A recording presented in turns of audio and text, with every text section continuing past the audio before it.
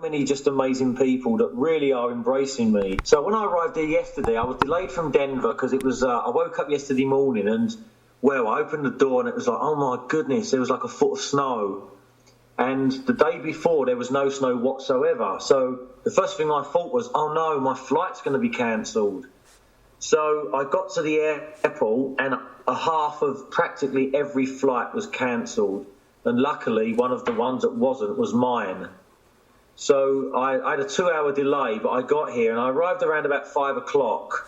I got straight to my hostel where I am right now, just dropped my bags off, went straight to the pub across the road because the guy told me they'd done cheap food.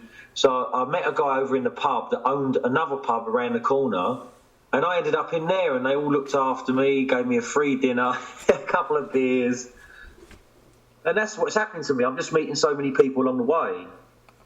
You've mentioned about the lukewarm response you've had from the media here. Do you think that the fascination with a British guy going all the way to the United States and managing to tour the United States, do you think that's partly the reason why people are warming to you so well over there? Yeah, I think so. That is one factor, because many times when I tell this story, and I'm currently wearing a sweatshirt with my logo on, so it's like publicity wherever I go, and that just raises a few eyebrows. People have only got to see the logo on my shirt, and it's like, what's this all about? So when I tell them I'm from England and I'm going to every stadium, the first thing they do is laugh because they can't believe I'm doing it, because it's just such a massive country. And the first thing they say is, are you mad? And the second thing they say is, you're living our dream. Like every NFL fan would just love to do what you're doing. I say, well, save up and you can do it. But they can't over here because I'm fortunate with my job. I'm a golf caddy, so I just work in the summer back in the UK, and the winter time I have to find other work. So I usually travel or I have to do other things. So I'm very lucky compared to a lot of the Americans, because they only get a couple of weeks off on holiday per year. And I guess the American people are just scared about not getting another job. I don't know. I've met so many amazing fans, and I go to a tailgate now every single game, and I've done it from probably week 3 or 4 of my tour. And basically, I get fed and I get drink as much as I want at every single tailgate. And the reason is, I've met some people at the beginning of my tour, they call themselves super fans. And what they basically are is, I'm sure you've heard of the Pro Football Hall of Fame, where these legends get inducted into this academy. It's in a place called Canton in Cleveland, which I went to when I was there. But they also have an organisation called the Fans Pro Football Hall of Fame. And they're inducted as well into this Fans Hall of Fame. And I met one of the guys a long time ago on the tour now, a guy called Tim Young. And he's what they call a super fan of the Tampa Bay Buccaneers, who I'm going to see tomorrow night. And every game now, he forwards my details to the next person in town. So I'm now friends with about 10 of these super fans, and they are the nicest people I've ever met in my life. And they spoil me rotten at every game, and most of them even give me free tickets. So I've saved a lot of money on a lot of the games where these guys just give me a ticket for nothing. I'll tell you what, Michael, for anybody that, if this goes live on your podcast or wherever, if there's anybody ever doing anything like this again, please hit me up before you leave, because I can give you so many tips of saving money. It's absolutely ridiculous. And obviously I found those ways by default. I've made mistakes and I've made great friends, good contacts, and I know all of the tricks of the trade now. I'm kind of the master at it. And one of the most obvious things I would say to people is just check out a website called TickPick, which is TickPick. And basically, that website, in the early days, I was buying every ticket from them because I contacted them via Twitter and I said to them, I'm doing this crazy tour. Is there any chance you could kind of support me? And they offered me $20 off every ticket that I bought. Well, I'll tell you what, Michael, some tickets I bought for $25. So I got them for $5. And that was about 3 different games I got for $5. So there's one way I can tell anybody to save money if they're buying NFL tickets. Good to know. With the Bengals UK account, we do tend to speak a lot with the other UK fan groups. So I think that is probably another avenue. If we kind of let it be known that we've kind of spoken to you, it could be that a lot of the other UK fan groups would be interested in speaking with you as well. Absolutely. I mean, like I say, Michael, I can give you so many tips, and I'll give you one quick story. I was at a game the other day, and an Australian guy come over, who's a friend of mine on Twitter, and he's trying to get a game played in Australia. So I met with him in San Diego, and on that day I was fortunate that the San Diego guy there, the superfan Josh, just spoilt me rotten, and he gave me a free ticket. But this guy came over from Australia, and it wasn't the biggest of games that he was at. It was Denver versus San Diego. Tickets were readily available, fairly cheaply outside the ground, and this guy paid $400 for his ticket. So all I can say to all of your UK Bengals fans and all of the other teams, unless it's a rival game or it's a big game, then do not buy a ticket in advance, because you'll come here, there's tickets at every game all over the place, from touts, which is my last resort. There's always people just walking around the street with their hands in the air with a ticket. It is so easy to get tickets over here, and you just bargain with these people, and more often than not, you will get a ticket for any game for less than $50. You've said you've tailgated. Have you been able to sort of watch an average Joe, so to speak, watch the games on the TV in the pub, or has it always been a case of watching live in the stadiums? No, my schedule is to go to every stadium one time, which is what I do.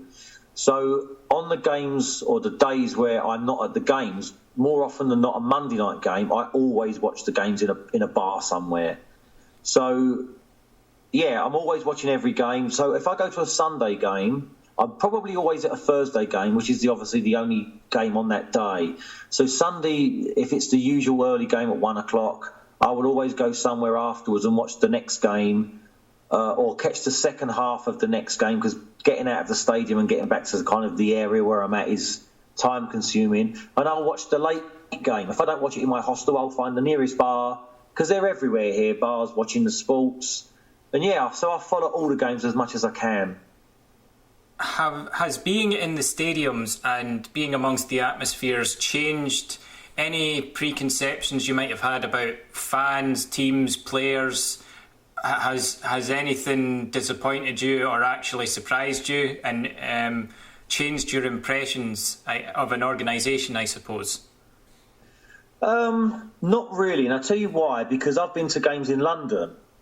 So, and I'm a big traveller. I've done big trips before. And I came over 2 years ago on a trip which ended at the World Cup in Brazil. And I flew first to New York to watch the Cowboys play. And then I saw them again in Washington to see the Cowboys again. So I've been to games before. But what people have got to understand about NFL, it's just not about the game. That is a very small part of a bigger picture. It's just pure entertainment.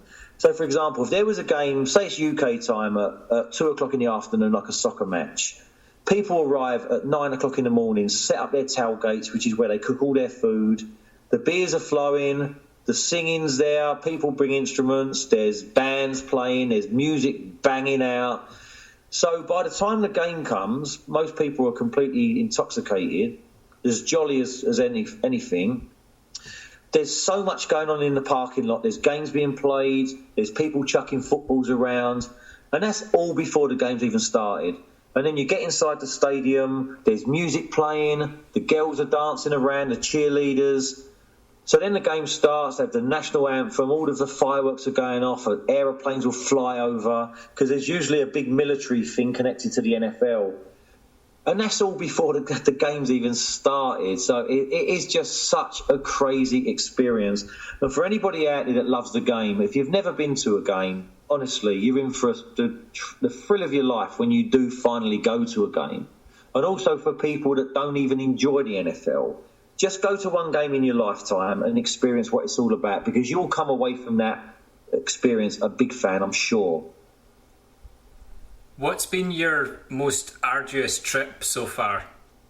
Oh, God, I got a couple of those. On week 2, I went to Kansas. And basically, my schedule, it took me about 2 weeks, and I challenge anybody to do what I did. Try and work out a route that is kind of consistent and it's easy. And what I mean by that is going from somewhere like Boston to New York, New York to Washington, Washington to Philadelphia. They're all very, very close. But you'll come a stage after about 4 or 5 weeks where you'll hit a brick wall, and the next convenient game will be quite a long flight. And what you have to factor in is the Thursday night games. They are the most important games of the week for me, because it gives you time to get to the next game. So basically, I started in Boston, got an overnight bus down to Washington, D.C., and this is when the fun started. I had to fly to Kansas. And this was very, very arduous, because when I got out of Kansas, there was no hostels for me to stay in. So I had to do a thing called couch surfing. And couch surfing is when you stay in someone's house. So this guy picked me up from somewhere in the centre of town. I had to meet him. And he took me back to his house, which was about a 20-minute drive into the absolute nowhere in the middle of Kansas. I had no opportunity to get a bus to the stadium at all. The only way I could have got there was him giving me a lift or a taxi, which would have been very, very expensive. So bless the man, he gave me a lift to the stadium, and he also came and picked me up afterwards. So after the game, I actually left before the end of the game and missed a really exciting ending, which I was gutted. So this poor guy came and picked me up for all the traffic and took me back to his house. So that was really difficult. And even getting to downtown to just look around in the 4 days I was there was difficult, because I had to rely on him to drop me off. So Kansas was hard. Dallas was the same, because it's spread out. It's a very big city. And as a Cowboys fan, it's horrible for me to say the fact I really didn't like Dallas, because as a tourist, it's not user-friendly. You just cannot get around on public transport, and you can't even get to the stadium on public transport. If you haven't got a car, you're stuck. So Kansas and Dallas were two of the difficult places for me. That's really interesting to hear, and appreciate your honesty as a Cowboys fan. It's not the first time we've heard that it's a bit tricky to get to the Jerry Dome, as it's affectionately known. What was, conversely, what has been sort of the easiest transition from stadium to stadium you've had? To be honest with you, most of them are pretty easy, because most of the big, the metropolises like New York, Washington, and a lot of the other places I've been to, luckily for me, for example, I'll give you an example. I've just come from Denver. Well, there's a lovely little train line that goes literally right next to the stadium in the Mile High. So when you get to a town and you do your research and you see that you can easily get access to the stadium, you take a big sigh of relief, especially if you're on the East Coast, because the Thursday night and the Monday night games, they start at 8:30 in the evening, their time. So they don't finish till midnight. And, for example, in Boston, for the opening week of the season when I was there, there's a thing called the Patriot train, and it's the only mode of transport to get into the stadium. And it left the stadium going home at 12:30 at night. So there's an indication that if you can't get back to your hostel by, decent travel, decent train or bus, you're not going to get back to your accommodation until 2 o'clock in the morning. So there are difficult ones, but most of them, luckily, have a train station right next to the stadium. Do you think that there's any sort of temptation to maybe do a tour of the other American sports, or is it a purely NFL thing that you're interested in? I'll answer that completely honestly and say absolutely not. After doing what I've done, Michael, this is a one-off. Trust me, if anyone ever does this, it is a one-time thing. I mean, I'm not a baseball fan whatsoever, although when I was in Minneapolis, I went to my one and only baseball game, which was the Minnesota Twins played a game, and it's just not for me. I've also been to hockey. I kind of follow the Nashville Predators, only because when I was in Nashville, a friend of mine took me to one of the games, and the same goes for basketball. I try all of them.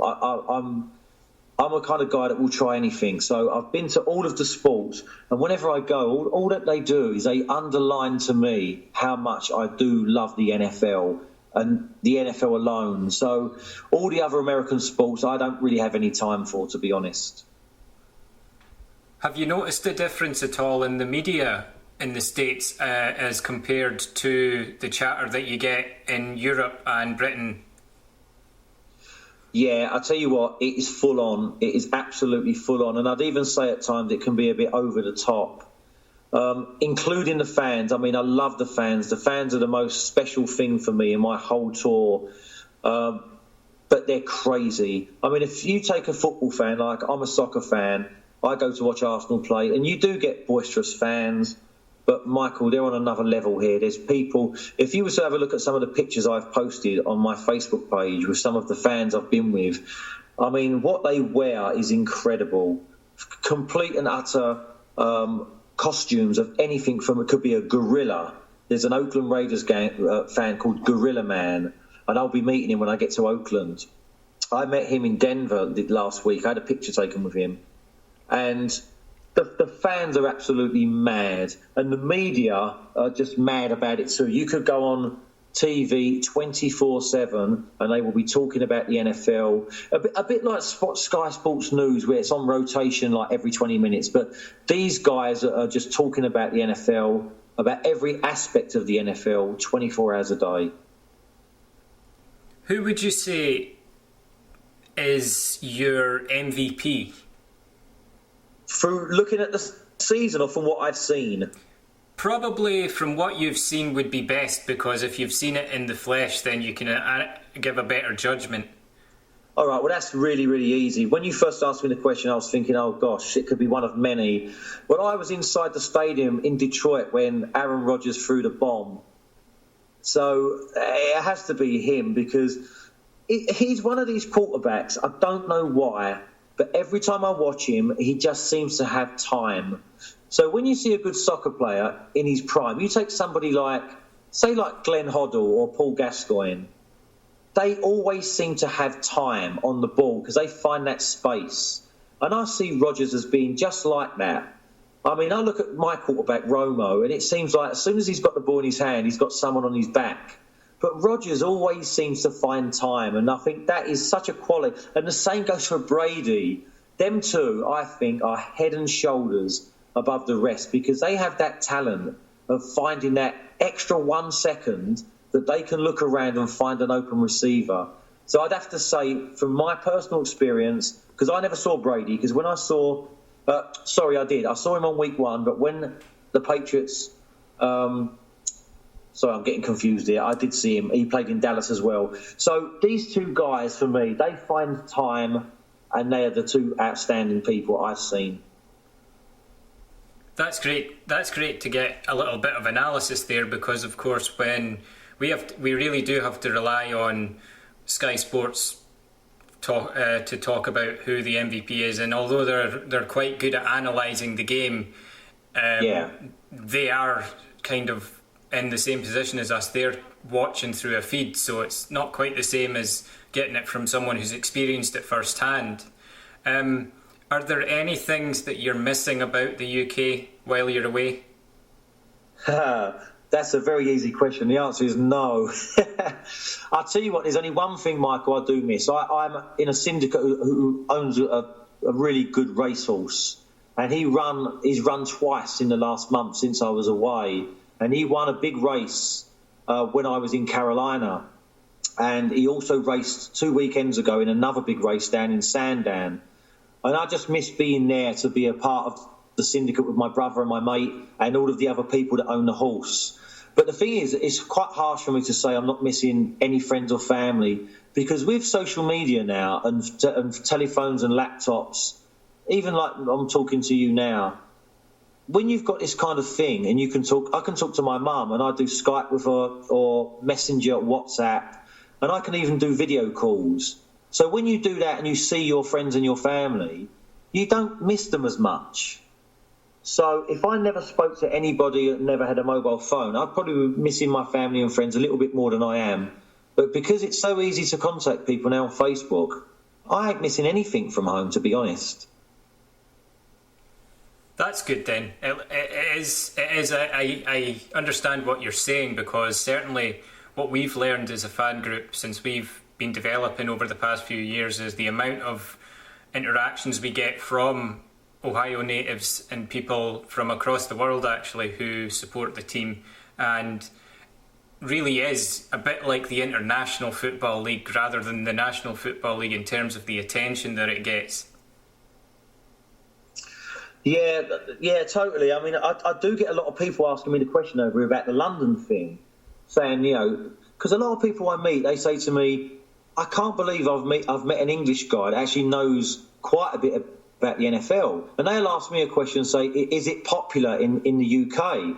And when I tell them it's massive, they don't get it. And people are asking me the question about, would London, would it be good to have a team there?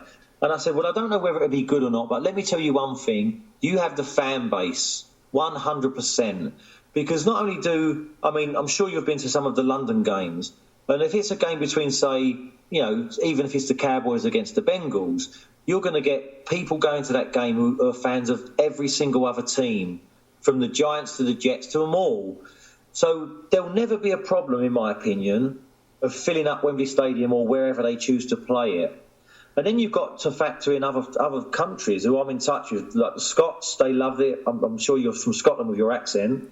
I'm in touch with people in Sweden, Germany. I mean, Germany's a massive market for the NFL. And these people will travel to London to watch a couple of games a year, I'm certain. So I think the London thing will definitely work. It's good to get your vote of confidence, so to speak, as a fan that's been travelling and gauging the reaction. And certainly there is an awful lot of excitement as well for having a new stadium involved, and the idea that even if because there is talk that they'll expand to places like Germany for an international game, or the other one that always pops up is having one in Mexico City. What would you say the NFL is doing right just now, and what would you say it could improve on as a fan?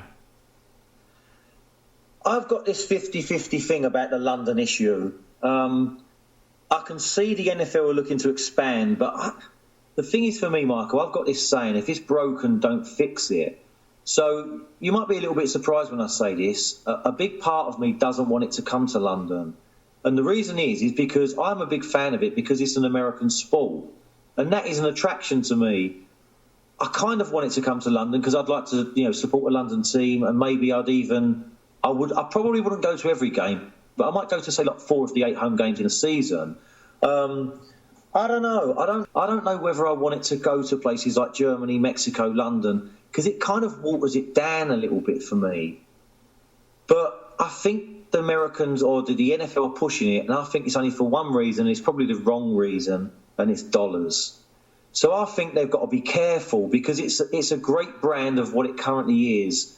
And I don't think they should mess with it, and that's only my personal opinion.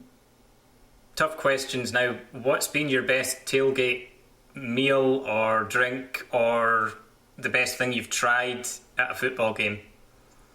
Okay, that is kind of pretty difficult, but something does stand out for me. I was down in Nashville, and I tailgated with, I was with my friend, and his friends were in the car park. And they have a lot of lovely meat down south called brisket that I don't think we really get back home. It's a very kind of tender meat that just falls apart as you eat it. It's absolutely beautiful. And this one guy done his own special sauce that he poured over the brisket. And what was in it? It was about 10 different ingredients, everything from a little bit of mustard, honey, cinnamon, pepper, garlic. It went on forever. And the sauce that he poured over the meat was just delicious. So that's the first thing that stands out. But I've had everything from burgers, ribs, sausages, you name it, I've had it. And what I tend to do, I always make sure that I've not eaten for most of the day before I go to a tailgate because there's so much food there. It's just incredible. And it's all beautiful. I have to say, it's all barbecued food, all done fresh on the barbecue. It's great. I love the American tailgating culture. Do you play fantasy football? I don't. I mean, lots of people I talk to have told me, and I probably will try it next season because I've always been around people that they play it, and every time we're watching a game, they're shouting for things, and I'm thinking, why are you shouting for that? And you say, oh, the linebacker that just made that blocks in my fantasy team. So these people just play every play of every game. So it's something I'm going to look into for next season. Have you had a chance to see any of the NFL's colour rush uniforms in action?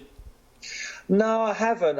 Is this kind of like the gimmicky shirts that they wear for all different things, like for like celebrating 50 years of their anniversary or stuff like that? Is that what you mean? It's kind of a play on the throwback jerseys. It's more of they play in the one colour. So the Jets and the Bills played. So the Jets were in all green and the Bills were in all red. And right, that makes a lot of sense, Michael, because I was actually at that game, so I remember it now. Yeah, I do remember them playing in all one colour, and I was sat with a very good friend of mine, a guy called Joe Carlson, who's very into. I'm trying to think. His tailgate's called L7, and he's another guy on Twitter, and lovely guy. Took me to the stadium. I sat with him. Yeah, that day they did wear them outfits, and I'm not a fan of that, to be honest with you. I like it when they wear their proper colours. Have you tried a Bengal bomb? Yes, and that was at the tailgate with Sean. I remember it well because before every game, I think most teams have their own drinks. And what they'll do, one of the fans will make like a speech to all of the tailgaters, and they'll make you the drink. And I'm almost certain I had one when I was there. And somebody will make a speech slagging off the opposition or just like a bit of a war cry. And then you're all down your neck goes the drink at the end of the speech. So I'm pretty certain that I did. Have you been to see the Saints? I have been to see the Saints. Yeah, I've seen the Saints a couple of times. I was in the Superdome when they played Atlanta. I think it was early on in about week 7. And actually, when Atlanta came to town, I remember it well now because they were unbeaten. And they were 5-0, and the Saints beat the Falcons that day. I also see them play in Indianapolis, and they also won. So I've seen them play twice, and they've won twice. In that case, which is better, who dat or who dey? Who dey? Right, I've got to be loyal to my friend because he's a great guy. Yeah, great answer. Terrible towels. What do you think of them? Okay, I've got one. A friend of mine who lives in Los Angeles. Actually, I've got 4, and I'll tell you why.